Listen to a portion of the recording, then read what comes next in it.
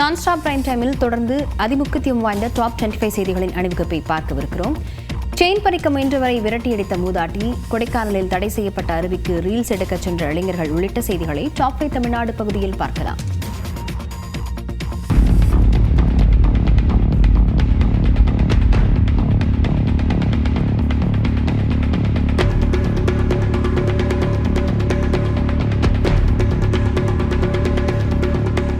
சிவகாசியில் வீடு புகுந்து நகை பறிக்க முயற்சித்த நபரை மூதாட்டி விரட்டியடித்த காட்சிகளே இவை.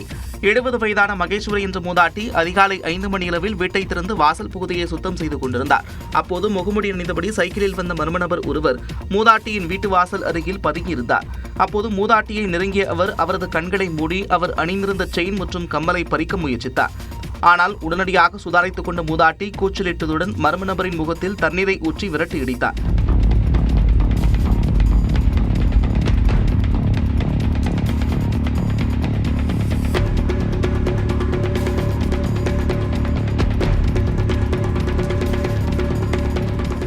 பரபரப்பை ஏற்படுத்திய கொள்ளை முயற்சி தொடர்பாக காவல்துறையினர் விசாரணை மேற்கொண்டு வருகின்றனர்.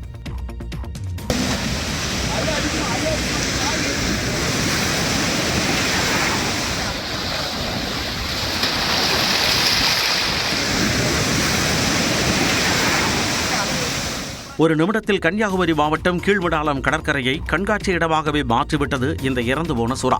கீழ்முடாலம் கிராமத்தைச் சேர்ந்த மீனவர்கள் வழக்கம் போல மீன்பிடிக்கச் சென்றனர். இவர்கள் வீசிய வலையில் ராட்சத சுறா சிக்கியது. இதனையடுத்து சுறாவை வெளியேற்றுவதற்காக வலையை அறுத்துவிட்டனர். சுறா மீண்டும் கடலுக்குள் சென்றுவிட்டதாக மீனவர்கள் எண்ணிய நிலையில் சிறிது நேரத்தில் இறந்தவாறு சுறா கரை ஒதுங்கியது. விஷயம் காட்டுத்தீயாக பரவிய நிலையில் 10 அடி நீளமும் 2 டன் எடையும் கொண்ட சுறாவுடன் அப்பகுதி மக்கள் செல்ஃபி எடுத்து மகிழ்ந்தனர். மேலும் சுற்றுவட்டார பகுதிகளைச் சேர்ந்த பள்ளி மாணவர்களும் ஆர்வமுடன் கண்டு ரசித்தனர்.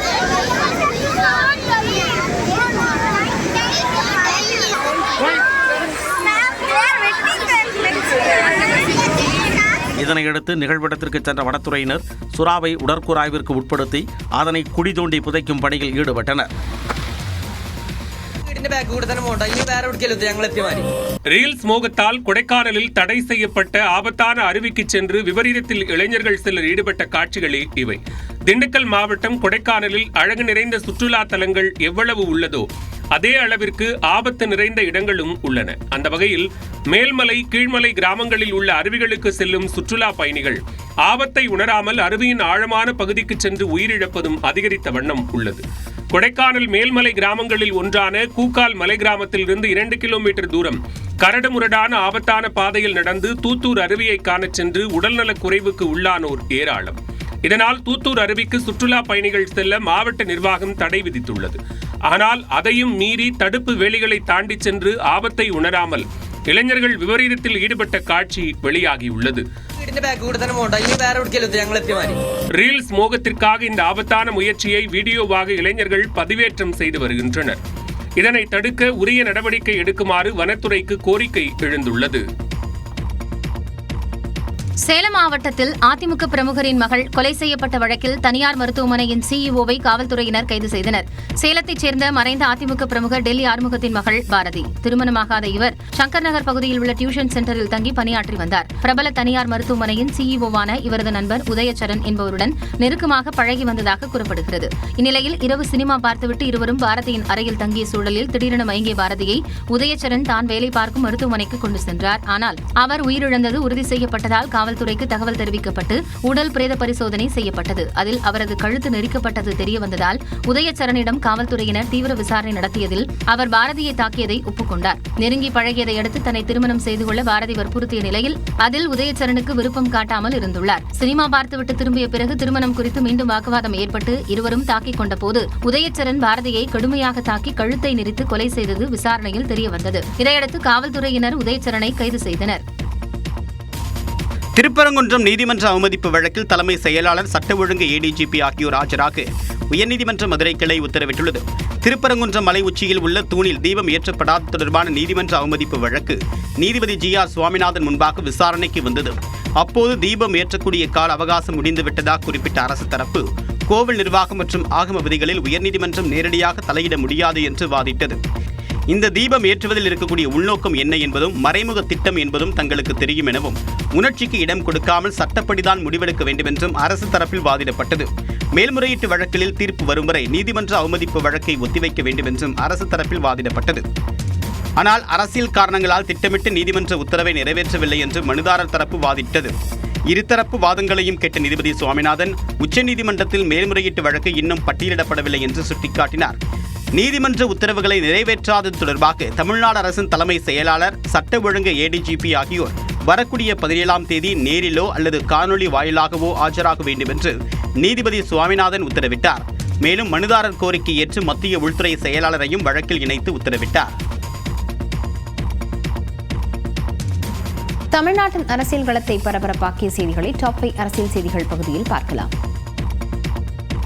திமுகவின் என் வாக்குச்சாவடி வெற்றி வாக்குச்சாவடி பரப்புரை நிகழ்ச்சி இன்று தொடங்க உள்ள நிலையில் சென்னை தேனாம்பேட்டையில் நடைபெற உள்ள கூட்டத்தில் முதலமைச்சர் மு க ஸ்டாலின் கலந்து கொள்கிறார். மீண்டும் ஆட்சியை பிடிக்க திமுக தலைவர் முதலமைச்சர் மு க ஸ்டாலின் பல்வேறு வியூகங்களை வகுத்து வருகிறார். அந்த வகையில் ஒவ்வொரு வாக்குச்சாவடியிலும் திமுகவினரை உற்சாகத்துடன் ஈடுபடுத்தும் விதமாக என் வாக்குச்சாவடி வெற்றி வாக்குச்சாவடி என்ற முன்னெடுப்பை திமுக தலைவரும் முதலமைச்சருமான மு க ஸ்டாலின் அறிவித்திருந்தார். இந்நிலையில் வாக்குச்சாவடிக்குட்பட்ட மாநில நிர்வாகி முதல் வார்டு மற்றும் கிளை செயலாளர்கள் வரை அனைவரும் இந்த கூட்டத்தில் பங்கேற்பார்கள் என தெரிவிக்கப்பட்டுள்ளது. மேலும் வீடு வீடாக செல்லும் பூத் கமிட்டி குழுக்களில் மகளிர் கட்டாயம் இடம்பெற வேண்டும் என்றும் திமுக தலைமை அறிவித்துள்ளது. இதனிடையே தேனாம்பேட்டையில் திமுக பகுதிச் செயலாளர் தலைமையில் நடைபெற உள்ள கூட்டத்தில் முதலமைச்சர் மு க ஸ்டாலின் கலந்து கொள்வார் என்றும் தெரிவிக்கப்பட்டுள்ளது. சட்டப்பேரவை தேர்தல் நெருங்கும் நிலையில் அதிமுக செயற்குழு மற்றும் பொதுக்குழு கூட்டம் சென்னை வானகரத்தில் இன்று நடைபெறவுள்ளது. முன்னாள் முதலமைச்சர் ஜெயலலிதாவின் மறைவிற்கு பிறகு கட்சி ரீதியாக பல்வேறு சவால்களை சந்தித்து வரும் அதிமுக தேர்தல்களிலும் தொடர் தோல்விகளையே பெற்று வருகிறது. வரும் சட்டமன்ற தேர்தலில் பாஜகவுடன் இணைந்து தேர்தலை சந்திக்க உள்ள அதிமுக மேலும் சில கட்சிகள் இணையும் எனவும் மெகா கூட்டணி அமையும் எனவும் கூறி வருகிறது. கட்சி வலிமையடைய அதிமுகவை ஒருங்கிணைக்க வேண்டும் என அதிமுக பொதுச் செயலாளர் எடப்பாடி பழனிசாமிக்கு அழுத்தம் கொடுக்கப்பட்டு வருவதாகவும் கூறப்படுகிறது. இந்த பரபரப்பான சூழ்நிலைகளுக்கு மத்தியில் தான் அதிமுக செயற்குழு மற்றும் பொதுக்குழு கூட்டம் சென்னை வானகரத்தில் உள்ள தனியார் திருமண மண்டபத்தில் இன்று நடைபெறவுள்ளது.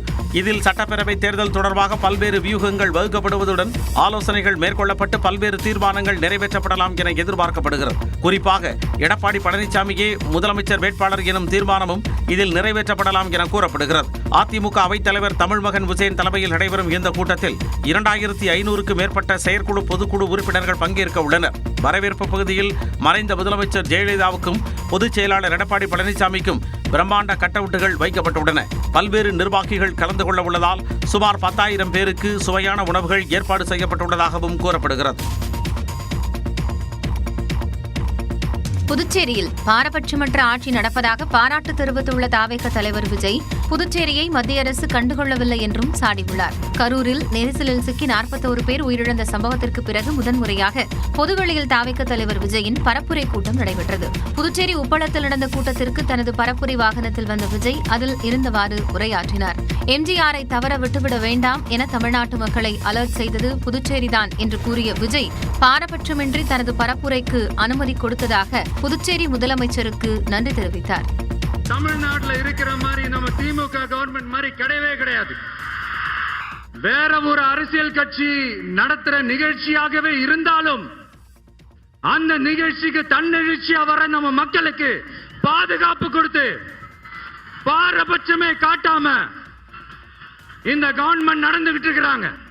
ஆனால் கூட்டணி அரசில் அங்கம் வகிக்கும் பாஜகவை கடுமையாக விமர்சித்தார். கவர்மெண்டோட கூட்டணி ஆட்சியில இருந்தாலும் புதுச்சேரிய ஒன்றிய அரசு எதிலையுமே கண்டுக்கலன்றது புதுச்சேரி மக்களான உங்களுக்கு நல்லாவே தெரியும்.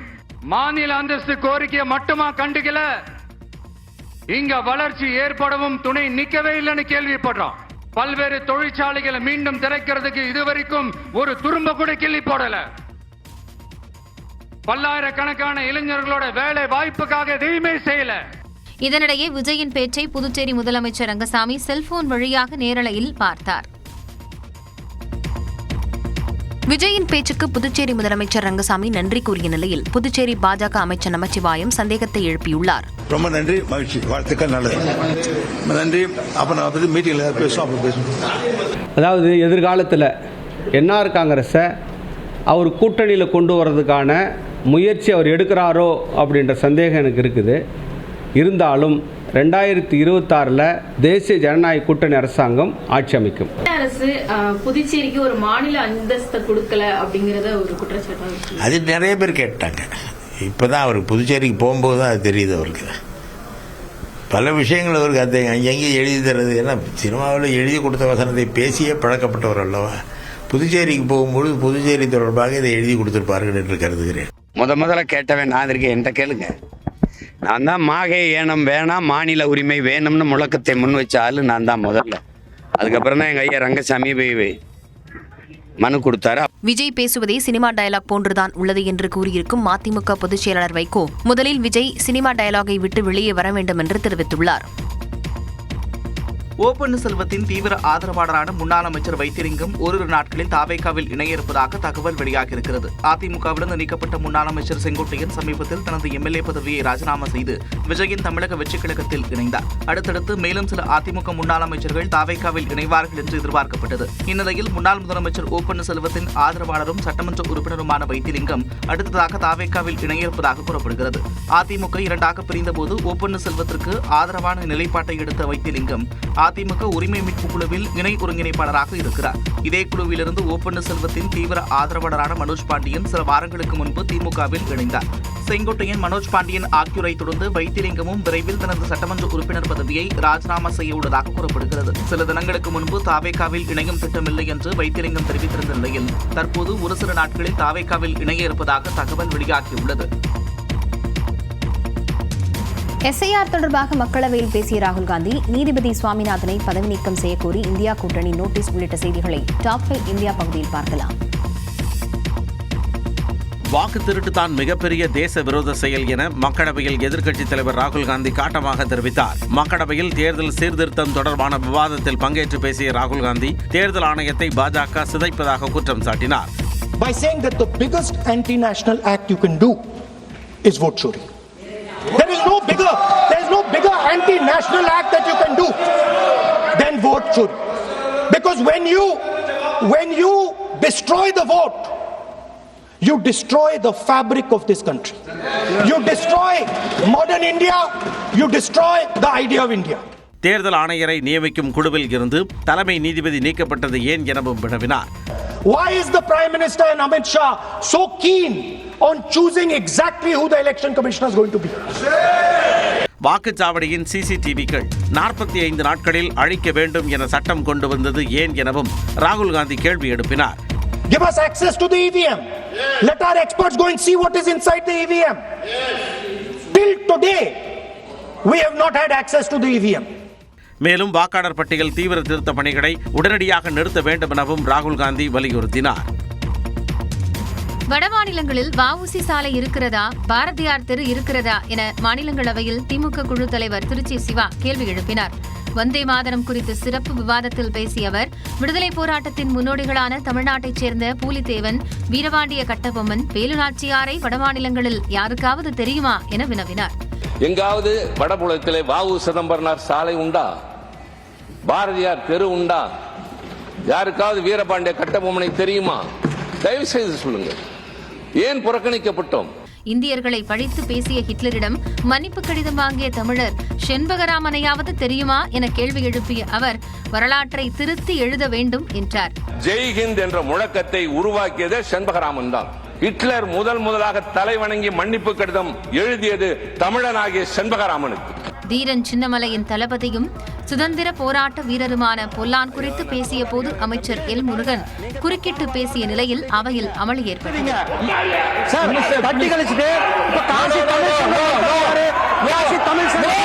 இதற்கு திமுகவினர் எதிர்ப்பு தெரிவித்ததால் அமைச்சர் எல் முருகனை அமருமாறு மாநிலங்களவைத் தலைவர் சிபி ராதாகிருஷ்ணன் அறிவுறுத்தினார். இந்தியாவில் செயற்கை நுண்ணறிவு தொழில்நுட்பத்தில் அடுத்த 4 ஆண்டுகளில் 1,57,000 கோடி ரூபாய் முதலீடு செய்ய இருப்பதாக மைக்ரோசாப்ட் நிறுவனம் அறிவித்துள்ளது. 4 நாள் பயணமாக இந்தியா வந்துள்ள மைக்ரோசாப்ட் நிறுவனத்தின் தலைமை செயல் அதிகாரி சத்யா நதெல்லா டெல்லியில் பிரதமர் நரேந்திர மோடியை நேற்று சந்தித்து பேசினார். இதேபோல இன்டெல் நிறுவனத்தின் தலைமை செயல் அதிகாரி லீப் பூட்டான், காக்னிசன் நிறுவன தலைமை செயல் அதிகாரி ரவிக்குமார் ஆகியோரும் பிரதமர் நரேந்திர மோடியை சந்தித்து பேசினர். அப்போது செயற்கை நுண்ணறிவு மற்றும் செமிகண்டக்டர் துறையில் முதலீடு குறித்து ஆலோசனை நடத்தப்பட்டது. இதனைத் தொடர்ந்து எக்ஸ் தளத்தில் பதிவிட்டுள்ள சத்யா நதெல்லா பிரதமர் நரேந்திர மோடியுடன் சிறப்பான முறையில் பேச்சு நடத்தியதாக குறிப்பிட்டுள்ளார். இந்தியாவில் கிளவுட் மற்றும் செயற்கை நுண்ணறிவு கட்டமைப்பை வலுப்படுத்தும் வகையில் அடுத்த 4 ஆண்டுகளில் 1,57,000 கோடி ரூபாயை முதலீடு செய்ய இருப்பதாக அவர் அறிவித்துள்ளார். ஆசியாவில் இதுவரை இல்லாத முதலீடாக இது அமைந்திருப்பதாகவும் நாதல்லா குறிப்பிட்டுள்ளார். இந்நிலையில் இந்தியாவில் செமிகண்டக்டர் திட்டத்திற்கு ஆதரவளிக்க உறுதி பூண்டிருப்பதாக இன்டெல் நிறுவனத்தின் தலைமை செயல் அதிகாரி தெரிவித்துள்ளார். முன்னதாக டாடா நிறுவன மையத்தில் இன்டெல் பொருட்களை தயாரிக்க டாடா நிறுவனத்தில் நேற்று காலை ஒப்பந்தம் மேற்கொள்ளப்பட்டது. இந்நிலையில் செயற்கை நுண்ணறிவு தொழில்நுட்ப பயன்பாட்டை மேம்படுத்துவது குறித்து பிரதமருடன் ஆலோசனை நடத்தியதாக காக்னிசன்ட் நிறுவன தலைமை செயல் அதிகாரி ரவிக்குமார் தெரிவித்துள்ளார். உயர்நீதிமன்ற மதுரை கிளை நீதிபதி சுவாமிநாதனை பதவி நீக்கம் செய்யக்கோரும் தீர்மானத்தை இந்தியா கூட்டணியின் 107 எம்பிக்கள் கையெழுத்திட்டு மக்களவை சபாநாயகரிடம் வழங்கியுள்ளனர். திருப்பரங்குன்றம் மலை உச்சியில் உள்ள தூணில் கார்த்திகை தீபம் ஏற்ற வேண்டும் என உயர்நீதிமன்ற மதுரை கிளை நீதிபதி சுவாமிநாதன் பிறப்பித்த உத்தரவு கடும் விமர்சனத்திற்கு உள்ளானது. இந்நிலையில் சுவாமிநாதனை பதவி நீக்கம் செய்யக்கோரும் தீர்மானம் மக்களவை சபாநாயகர் ஓம் பிர்லாவிடம் சமர்ப்பிக்கப்பட்டுள்ளது. இந்த தீர்மான நோட்டீஸை பிரியங்கா காந்தி, கனிமொழி, TR பாலு, ஆர் ஆசா, ஜோதிமணி, அகிலேஷ் யாதவ் உள்ளிட்ட இந்தியா கூட்டணி எம்பிக்கள் சபாநாயகரிடம் வழங்கினர். திமுக, காங்கிரஸ், விசிக, சமாஜ்வாதி, ராஷ்டிரிய ஜனதாதளம், ஆம் ஆத்மி, முஸ்லிம் லீக், உத்தவ் தாக்கரேவின் சிவசேனா உள்ளிட்ட 13 கட்சிகள் இந்த பதவி நீக்க தீர்மானத்திற்கு ஆதரவு தெரிவித்துள்ளனர். இந்த கட்சிகளைச் சேர்ந்த 107 எம்பிக்கள் பதவி நீக்க தீர்மான நோட்டீஸில் கையெழுத்திட்டுள்ளனர். அந்த நோட்டீஸில் நீதிபதி சுவாமிநாதனின் செயல்பாடுகள், நீதித்துறையின் வெளிப்படைத்தன்மை, மதச்சார்பற்ற செயல்பாடு குறித்த கேள்விகளை எழுப்புவதாக குறிப்பிட்டுள்ளனர். மூத்த வழக்கறிஞர் ஸ்ரீசரண் ரங்கநாதன் என்பவருக்கு சாதகமாகவும் குறிப்பிட்ட சமூகத்தைச் சேர்ந்த வழக்கறிஞர்களுக்கு ஆதரவாகவும் செயல்படுகிறார் என்றும் குறிப்பிட்ட அரசியல் சித்தாந்தத்தை அடிப்படையாக கொண்டு வழக்கை தீர்மானிக்கும் வகையில் நீதிபதி GR சுவாமிநாதன் நடந்து கொள்வதாகவும் இந்தியா கூட்டணி எம்பிக்கள் குற்றம் சாட்டியுள்ளனர்.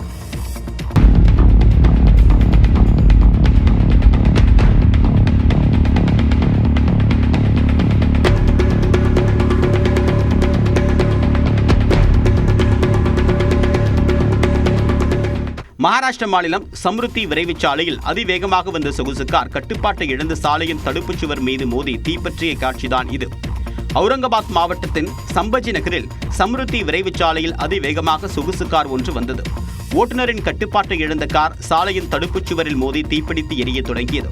இதையடுத்து காரில் இருந்த அனைவரும் பதறியடித்துக் கொண்டு வெளியேறினர்.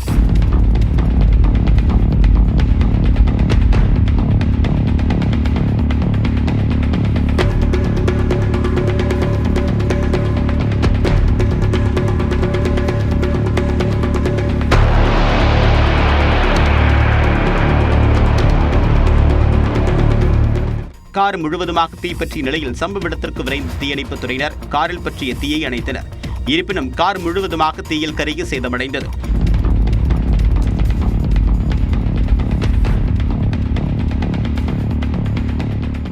இந்த விபத்து தொடர்பாக காவல்துறையினர் வழக்கு பதிவு செய்து விசாரணை மேற்கொண்டு வருகின்றனர். இந்தோனேஷிய ட்ரோன் தயாரிப்பு நிறுவனத்தில் ஏற்பட்ட பயங்கர தீ விபத்து, தென்னாப்பிரிக்காவுக்கு எதிரான முதல் T20 போட்டியில் வாகை சூடிய இந்திய அணி உள்ளிட்ட செய்திகளை டாப் 5 உலகம் பகுதியில் பார்க்கலாம்.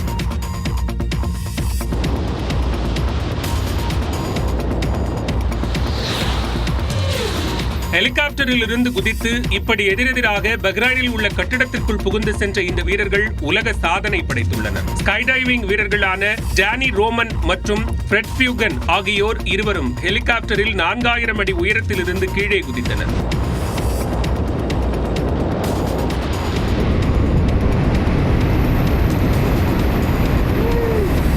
எதிரெதிர் திசையில் சென்ற இருவரும் 440 கிலோமீட்டர் வேகத்தில் பூமியை நோக்கி பறந்து வந்தனர்.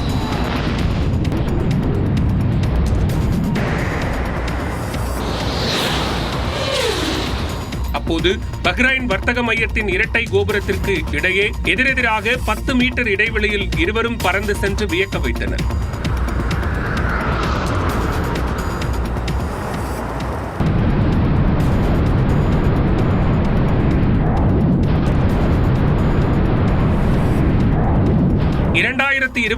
இல் திட்டமிடப்பட்ட இந்த சாதனை நிகழ்வை தற்போது பாதுகாப்பாக செய்து முடித்துள்ளனர்.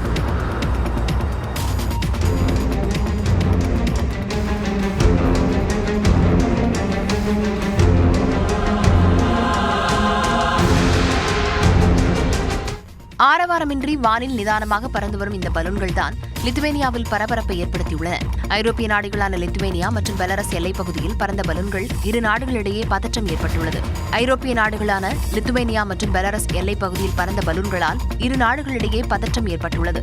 ரஷ்யாவின் நட்பு நாடான பெலாரஸ் வெடிபொருட்களை அனுப்பியிருக்கலாம் என்று லித்துவேனியா சந்தேகிப்பதால் விமான நிலையங்களை மூடி அவசர நிலையை அந்நாட்டு அரசு அறிவித்துள்ளது. இதுபோன்ற பலூன்கள் சிகரெட்டுகளை கடத்த பயன்படுத்தப்படுவதாக கூறப்படும் நிலையில் திட்டமிட்டே அமைதியை சீர்குலைக்க பெலாரஸ் இதுபோன்ற செயல்களில் ஈடுபடுவதாக லித்துவேனியா குற்றஞ்சாட்டியுள்ளது. இந்த பலூன்களால் அதிக தூரத்துக்கு பறக்க முடியும் என்பதால் பெரிய அளவில் தங்கள் ராணுவம் தயார் நிலையில் இருக்க வேண்டிய சூழல் இருப்பதாகவும், குறிப்பாக இரவு நேரங்களில் ரோந்து பணியை அதிகரித்திருப்பதாகவும் லித்துவேனியாவின் உள்துறை அமைச்சர் விளாடிஸ்லாவ் கூறியுள்ளார். அதே சமயம் இந்த குற்றச்சாட்டை மறுத்துள்ள பெலாரஸ் அதிபர் அலெக்சாண்டர் லுகாஷென்கோ எல்லையோர பதற்றங்களை தடுக்க பேச்சுவார்த்தை நடத்த லித்துவேனியாவுக்கு அழைப்பு விடுத்துள்ளார். தங்கள் நாட்டுக்கு போர் தேவையில்லை என்றும் அவர் விவரித்துள்ளார்.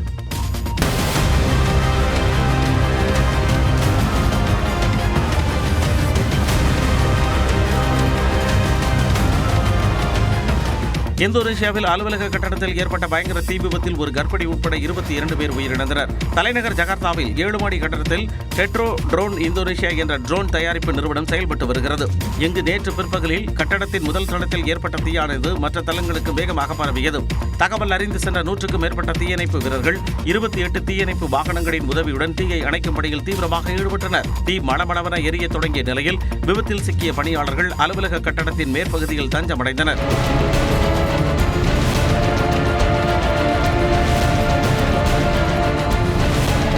பின்னர் ராட்சத ஏணிகள் மூலம் பணியாளர்கள் ஒவ்வொருவராக மீட்கப்பட்டனர்.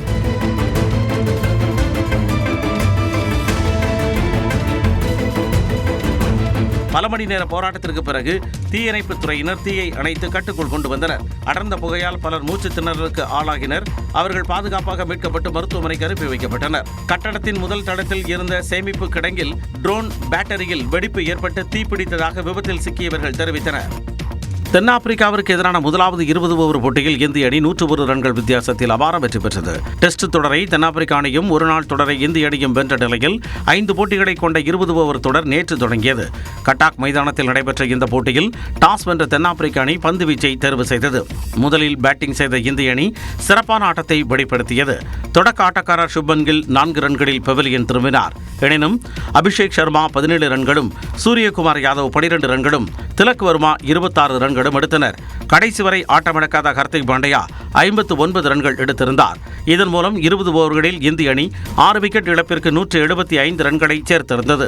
இதனைத் தொடர்ந்து இமாலய இலக்குடன் களமிறங்கிய தென்னாப்பிரிக்க அணி தொடக்க முதலே திணறியது. தொடக்க RR Quinton de Kock duck out ஆன நிலையில் பின்னர் வந்த வீரர்களும் திணறினர். அதிகபட்சமாக தேவால்டு பிரவிஸ் 22 ரன்களை சேர்த்தார்.